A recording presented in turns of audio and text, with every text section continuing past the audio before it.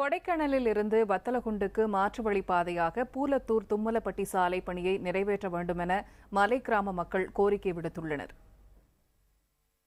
திண்டுக்கல் மாவட்டம் கொடைக்கானலுக்கு உட்பட்ட கீழ்மலை கிராமமான பூலத்தூரில் 3000த்திற்கும் அதிகமான மக்கள் வசித்து வருகின்றனர். இவர்கள் வத்தலகுண்டுவிற்கு டம்டம் சாலை வழியாக சென்று வருகின்றனர்.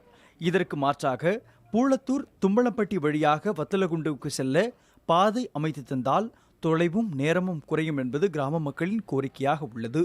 இந்த பாதை அமைப்பதற்காக 10 கோடி ரூபாய் மதிப்பில் திட்டம் தீட்டப்பட்டு பல ஆண்டுகளாக கிடப்பில் போடப்பட்டுள்ளதாக புகார் தெரிவிக்கின்றனர்.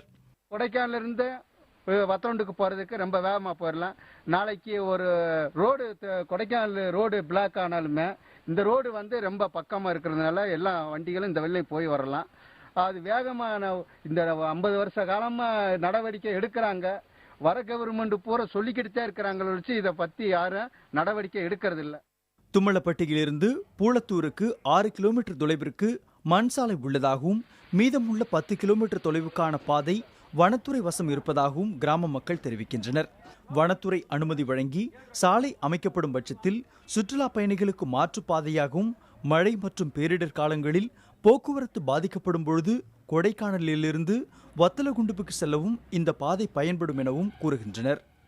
இந்த சாலை அமைக்கும் பட்சத்தில் குறிப்பிட்ட நேரத்தில் குறிப்பிட்ட காலகட்டத்தில் கொடைக்கானல் செல்கின்ற பகுதி மக்களுக்கும் பகுதியாளர்களுக்கும் இந்த கிராமத்தை, அதாவது பூலத்தூர் கிராமம், கும்பரையூர், நண்டாங்கரை, மணத்தாவு ஆகிய 10 கிராமங்களும் இருக்கின்றது. அவங்களும் பயனடைவாங்க.